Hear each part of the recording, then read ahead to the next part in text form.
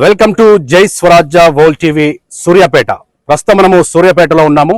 సమగ్ర శిక్ష Abhiyan contract employees ని రెగ్యులరైజ్ చేయాలని, విద్యాశాఖలో విలీనం చేయాలని చెప్పి తెలంగాణ రాష్ట్ర వ్యాప్తంగా 33 జిల్లాల్లో రిలే నిరాహార దీక్షలు చేస్తూ ఉన్నారు. స్టార్టింగ్ డే కానుంచి ఈరోజు 18th డే వరకు కూడా జై స్వరాజ్య టీవీ నిరంతరాయంగా ఎక్స్క్లూజివ్ కవరేజ్ ఇస్తూ ముందుకు వెళ్తా ఉన్న ఈ నేపథ్యంలో ఈరోజు జై స్వరాజ్య వరల్డ్ టీవీ సూర్యాపేటకు రావడం జరిగింది. ప్రస్తుతం మనతో చాలా మంది ఉన్నారు. వీళ్ళ డిమాండ్ ఒకటే.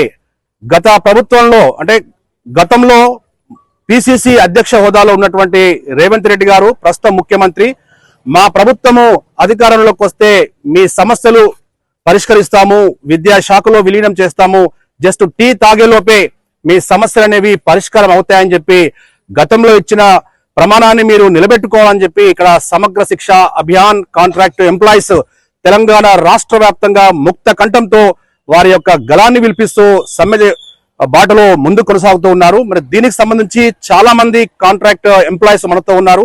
వీళ్ళ డిమాండ్స్ ఏమున్నాయి, మీరు భవిష్యత్తులో ఇంకా ఎన్ని రోజులు నిరసన దీక్షను చేయబోతున్నారనే విషయాలు తెలుసుకుందాం. జై స్వరాజ్ టీవీ అందరికి నమస్కారాలు.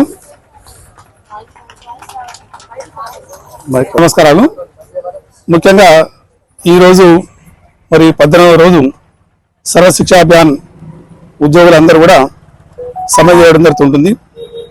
ఇక్కడ మొత్తం మనకు 478 పాఠశాలలు ఈ యొక్క తెలంగాణ రాష్ట్రంలో ఉన్నాయి. దగ్గర 4000 మంది ఉపాధ్యాయులు పనిచేయడం జరుగుతుంటుంది. ఉపాధ్యాయులు కానీ ఉపాధ్యాయేతరులు కానీ. మరి మీ అందరూ కూడా సరైన న్యాయం జరగకపోవడం వల్ల 18 రోజుల నుంచి మన ఇక సమ్మె చేయడం జరుగుతుంటుంది. ముఖ్యంగా నేను 2005లో ఈ యొక్క డిపార్ట్మెంట్లో డిఓగా గుంటూరు జిల్లాలో పనిచేయడం జరిగింది. ఆ రోజు నుంచి ఈ రోజు వరకు చాలామంది ఉపాధ్యాయులు ఈ యొక్క సర్వశిక్షా అభియాన్లో పనిచేయడం జరుగుతుంటుంది. మరి మీకు ఉద్యోగాలు మాత్రం ఇంకా రాలేదు. ఎందుకంటే ఇది కాంట్రాక్ట్ మాత్రమే, వాళ్ళు పర్మనెంట్ అయినారు కానీ మీరు కాంట్రాక్ట్ మాత్రమే ఉండడం జరుగుతుంది. మరి అటువంటి పరిస్థితుల పట్ల తప్పనిసరి మనం ఎవరికైతే చదువు చెప్పినట్టు విద్యార్థులు మంచి పొజిషన్లో ఉంటే మనం ఇంకా కూడా దీనావస్థలో ఉండడం జరుగుతుంటుంది. మరి మన యొక్క పరిస్థితిని మెరుగుపరచాలనే ఉద్దేశంతో ఈ యొక్క సమ్మె అనేది మీరు గత 18 రోజుల నుంచి చేస్తున్నారు. కాబట్టి నా యొక్క డిమాండ్ ఏంటంటే, చాలా మంది అంటున్నారు ఏంటి మాకు మినిమం టైం స్కిల్స్ కావాలని. నేను కోరుకునే కోరిక ఒకటే, మీ అందరినీ కూడా విద్యాశాఖల పట్ల విలీనం చేయాలి. అది మనకు ముఖ్యమైన విషయం. విద్యాశాఖలో ఉన్నటువంటి ఉపాధ్యాయులకు ఎటువంటి బెనిఫిట్స్ రావడం జరుగుతుందో అన్ని బెనిఫిట్స్ అన్ని కూడా మనకు వస్తాయి. అంటే మనకు ఏం బెనిఫిట్స్ ఉంటాయి మనకు అంటే, విద్యాశాఖలో ఉన్నటువంటి ఉపాధ్యాయులకు మనకు ఏ విధంగా స్కేల్స్ రావడం జరుగుతుందో ఆ స్కేల్స్ మనకు వర్తింపజేస్తారు. విద్యాశాఖలో పనిచేసే మహిళా ఉపాధ్యాయులకు ఏ విధంగా సెలవులు ఉన్నాయో ఆ సెలవులు రావడం జరుగుతుంది. అదేవిధంగా విద్యాశాఖలో ఉంటుంది. అంటే ఈ విధంగా మనం రకరకాలు చూసినప్పుడు అన్ని కూడా మనకు రావడం జరుగుతుంది. అప్పుడు మాత్రమే ఇక్కడ మనం తప్పనిసరిగా ఇక్కడ మన యొక్క పనిని మనం చెప్పేది ఏంటంటే, ఒకటి మీకు ఇక్కడ మెయిన్గా మనకు కావాల్సింది ఏంటంటే విద్యాశాఖలో మనం విలీనం కావాలి. చాలా మంది మీరు రాసినట్టు 6-7 డిమాండ్ రాస్తున్నారు. దాంట్లో మాకు పర్సంటేజ్ కావాలి. పర్సంటేజ్ ఎందుకు, ఆల్రెడీ మీరు రిక్రూట్ అయినారు. ఏ విధంగా రిక్రూట్ అయినారు? ఇక్కడ మీకు మేము ఏం చేసామంటే పరీక్ష పెట్టినాము, ఇంటర్వ్యూ తీసుకున్నాము.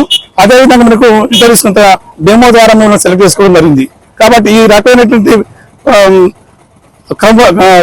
రకమైనటువంటి ఇక్కడ విధానంలో మిమ్మల్ని ఎన్నుకున్నప్పుడు మళ్ళీ మనకు పర్సంటేజ్ అనేది అవసరం లేదు. కాబట్టి తప్పనిసరిగా మనకు ఏంటంటే విద్యాశాఖలో కూడా మన అందరం అపాయింట్ అయి ఉంటే, విలీనమై ఉంటే మనకు రావాల్సినటువంటి అన్ని సౌకర్యాలు వస్తాయని మేము భావిస్తున్నాం. ముఖ్యంగా ఏంటంటే ఈరోజు చూస్తున్నాం చాలా వరకు గత 12 సంవత్సరాల నుంచి మనకు రకరకాల ఆర్గనైజేషన్స్ వస్తున్నారు, వచ్చి వాళ్ళు ఇక్కడ ఎమ్మెల్సీ అవుతున్నారు. కానీ వాళ్ళ యొక్క స్వలాభం కోసంకే పనిచేయడం జరుగుతుంది. కానీ నేను ఒక డిఓగా ఉండి 14 సంవత్సరాలు డిఓ పనిచేసిన వ్యక్తిని, అదేవిధంగా మీ యొక్క సమస్య పైన పూర్తి అవ్వనటువంటి వ్యక్తిని, మీ అందరినీ కూడా ఇక్కడ మీ అందరి యొక్క సమస్యను శాసన మండలిలో కూడా మనకి ఇక్కడ వినిపించాలంటే నాలాంటి వ్యక్తి అనేది అవసరం. కేజీబీలను ఇక్కడ విద్యాశాఖలో కూడా విలీనం చేయడానికి వీలు లేదని చెప్తున్నారు. ఎందుకు లేదని నేనే అడుగుతున్నా, ప్రశ్నిస్తాను. ఎందుకు ఉండదు? కేజీబీ అనేది మనకు ఒక స్కీము. ఈ స్కీమ్ కాబట్టి ఆ స్కీమ్లో ఉండే వ్యక్తులను ఎట్టి పరిస్థితుల్లో కూడా మనకు విద్యాశాఖలో కూడా పర్మనెంట్ చేయడానికి వీలు కాదని చెప్తున్నారు. నేను ఏంటంటే విద్యాశాఖలో తప్పనిసరి మీరు పర్మనెంట్ అవుతారు. కొన్ని రాష్ట్రాల్లో పర్మనెంట్ చేసినాం. అదేవిధంగా మనకు మన రాష్ట్రంలో లోపల కూడా మన యొక్క విద్యాశాఖలో ఉన్నటువంటి మోడల్ స్కూల్స్ అనేవి ఉన్నాయి. వాళ్ళని కూడా మనం ఇక్కడ విద్యాశాఖలో కల్పించడం జరిగింది. కేజీబీలో ఉన్నటువంటి ఇక్కడ ఉపాధ్యాయులందరూ కూడా మనకు విద్యాశాఖలో కూడా విలీనం చేయాలనేది నా యొక్క మొదటి డిమాండ్. చాలా మంది అంటున్నారు ఎట్లా కలుపుతారు మూలము అంటున్నారు. మరి ఎట్లా మనకు మోడల్ స్కూల్ టీచర్లను కలుపుతున్నారు? మోడల్ స్కూల్స్ అనేవి మనకి ఎప్పుడు స్టార్ట్ అయినాయి? మనకు 2013లో మోడల్ స్కూల్స్ స్టార్ట్ అయినాయి. మనం ఎప్పుడు స్టార్ట్ అయినాం? 2005లో స్టార్ట్. మరి వాళ్ళకన్నా ముందునా మనం వెనుకున్నామా? మరి వాళ్ళు ఎవరికి పాఠాలు చెప్తున్నారు అంటే వాళ్ళు ఓన్లీ ఇంకా పరీక్ష పెట్టినటువంటి విద్యార్థులకు మాత్రమే పాఠాలు చెప్తున్నాం. మనం 2005లో స్టార్ట్. మరి వాళ్ళకన్నా ముందునా మనం వెనుకున్నామా? మరి వాళ్ళు ఎవరికి పాఠాలు చెప్తున్నారు అంటే వాళ్ళు ఓన్లీ ఇంకా పరీక్ష పెట్టినటువంటి విద్యార్థులకు మాత్రమే పాఠాలు చెప్తున్నాం.